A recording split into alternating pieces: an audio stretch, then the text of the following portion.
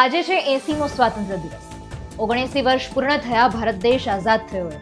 આજના પવિત્ર અવસરે જ્યારે એની ઉજવણી ચાલી રહી હતી અને લાલ કિલ્લા પરથી પીએમ નરેન્દ્ર મોદીએ જ્યારે સંબોધન કર્યું તેમાં કેન્દ્ર વિષય યુવાનો રહ્યા હતા.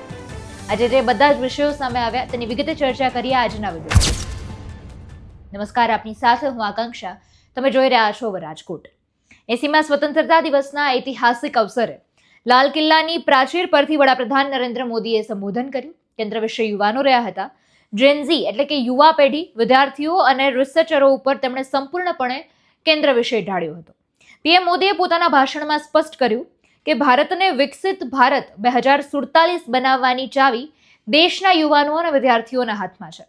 શિક્ષણ, રિસર્ચ, ડિજિટલ કનેક્ટિવિટીથી લઈને વૈશ્વિક સ્તરો સુધીની તકો સુધી પીએમ મોદીએ લાલ કિલ્લા પરથી યુવાનો માટે એક મોટા પાયે વિઝનનો આખો એક ખ્યાલ રજૂ કર્યો. લાલ કિલ્લા પરથી એમણે જે બધી વાત કરી એમાં એમણે 5 ભેટોની વાત કરી. તો તેના ઉપર આપણે થોડું વિસ્તૃતમાં સમજીએ કે 5 ભેટોમાં શું કહેવા માંગે છે. સૌથી પહેલા તો છે ફ્રી કોચિંગ નેટવર્ક અને ડિજિટલ લર્નિંગની મોટી ભેટ. સ્પર્ધાત્મક પરીક્ષાઓની મોટા પાયે વિદ્યાર્થીઓ તૈયારી કરતા હોય છે. અત્યારે આપણે યુવાનોની સંખ્યા જોઈએ તો દિવસે ને દિવસે વધી રહી છે, કારણ કે કોઈ પણ સ્પર્ધાત્મક પરીક્ષા હોય એ બધા જ પરીક્ષાઓ માટે અત્યારે યુવાનો તનતોડ મહેનત કરતા હોય છે. સરકારી નોકરી મેળવવી એક એમનું એક સપનું હોય છે. ત્યારે એને લઈને જ વિદ્યાર્થીઓ અને જે ગરીબ પરિવારના યુવાનો છે તેમના માટે પીએમ મોદીએ એક ઐતિહાસિક જાહેરાત કરી છે. વડાપ્રધાને એવું કહ્યું છે કે દેશમાં ફ્રી કોચિંગ આપવા માટે એક મોટું નેટવર્ક ઊભું કરવામાં આવી રહ્યું છે. તેમનું લક્ષ્ય છે ગરીબ સુધી સારું શિક્ષણ પહોંચી શકે.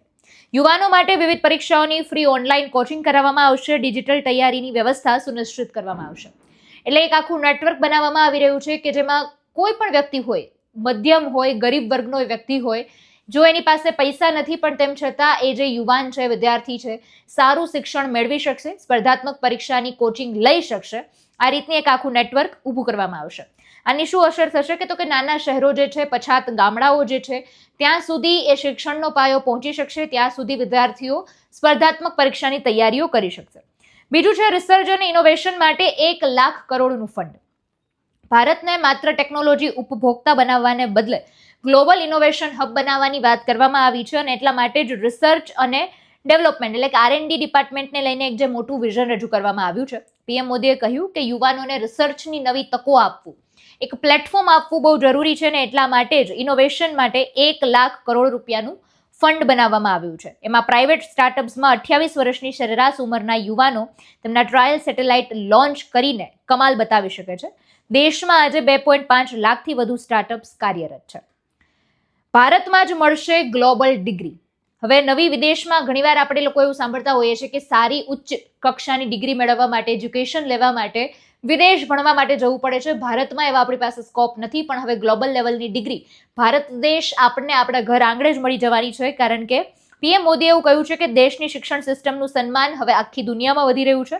લાલ કિલ્લાના પ્રાચીર પરથી એમણે કહ્યું કે દુનિયાની જાણીતી અને ટોપ વિદેશી જે બધી યુનિવર્સિટીઝ છે તે હવે ભારતમાં આવી રહી છે. તેની અસર એ થશે કે ભારતીય વિદ્યાર્થીઓને હવે આંતરરાષ્ટ્રીય સ્તરે ભણવા માટે નહીં જવું પડે. દેશમાં જ એમને યુનિવર્સિટી મળી જવાની છે અને દેશમાં રહીને જ તેઓ ગ્લોબલ ડિગ્રી માટેનો અભ્યાસ કરી શકવાના છે. રિસર્ચ ઇન્ફ્રાસ્ટ્રક્ચર અને ગ્લોબલ એક્સપોઝર મેળવવા માટે વિદેશ જઈને તેમને લાખો કરોડો રૂપિયા ખર્ચવાની જરૂર નથી. પછી છે 650 નવી યુનિવર્સિટીઓ અને વધેલી મેડિકલ સીટો. નરેન્દ્ર મોદીએ કહ્યું છે કે 10-12 વર્ષમાં દેશની અંદર 650 નવી યુનિવર્સિટીઓ ખુલવાની છે. દેશમાં મેડિકલ સીટો વધીને લગભગ 850 થઈ જવાની છે. 2014 પહેલા આ આંકડો માત્ર 400ની આસપાસ હતો.